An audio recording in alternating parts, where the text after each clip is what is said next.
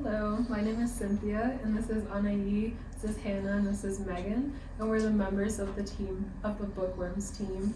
For this project, Hannah is going to hand out the executive summaries.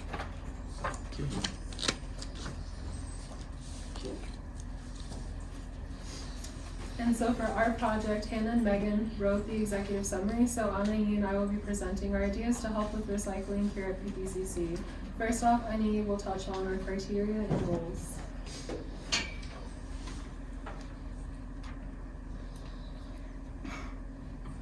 So for our criteria, our main goals were to increase our diversion rate, which means that we're taking the trash that could be recycled and actually recycling that, as well as decreasing our contamination rate. So when custodial comes in and goes to check the bins for recycled goods, if just one piece of recycled goods is contaminated, they're gonna throw out that entire bag. So we wanted to increase our diversion rate and decrease our contamination rate, and our goals were to bridge the gap between students in the recycling program. So the main way for us to do that was to find ways to actively engage our students here on campus to get more involved in the process of recycling. So now that we have our goals and our criteria laid out, Cynthia will talk about how we had to conduct some background research.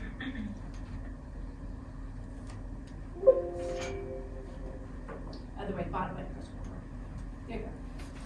So, as we all know, the first research that we all did was conduct audits in class, and we found out that it's easy to see how misinformed students are about recycling. We all were shocked to see what items are actually recyclable, which ones are non-recyclable, and we also did not know that if the bin is contaminated with liquid and food, it is no longer able to be recycled.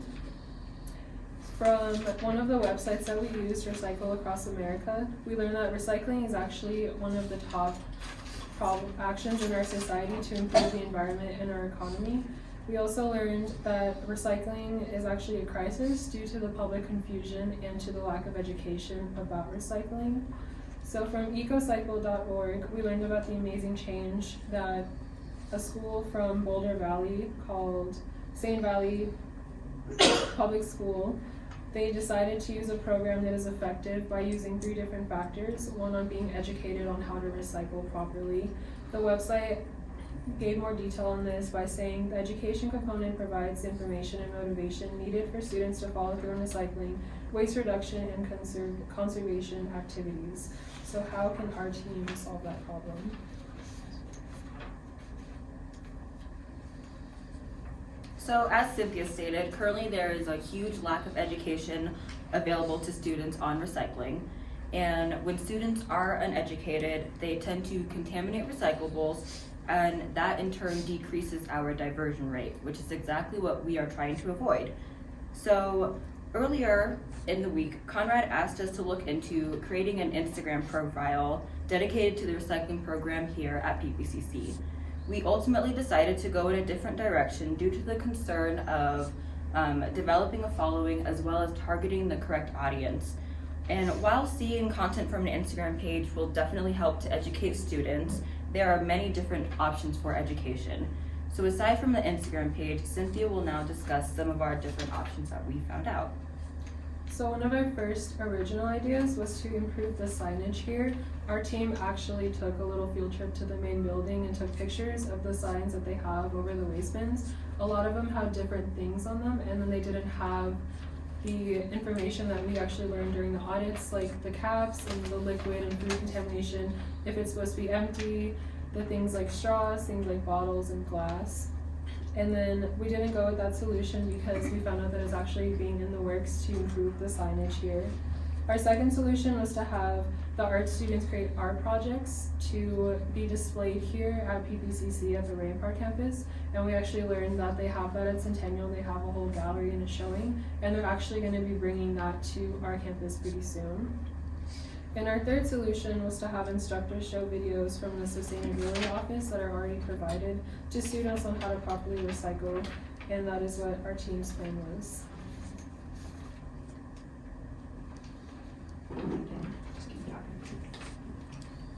So as Cynthia discussed, we decided that the best way to reach our students here at Pikes Peak Community College is through partnering with current educators, administrators, and teachers, and have them share videos that have already been made by the Sustainability Office.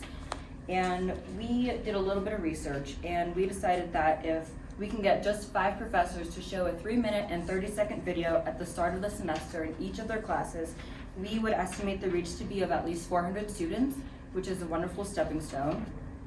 And it will also be a great way to include other programs here at Pikes Peak Community College, as we could partner with the media program and possibly also the art department, as Cynthia stated earlier, to produce new and educational videos on recycling.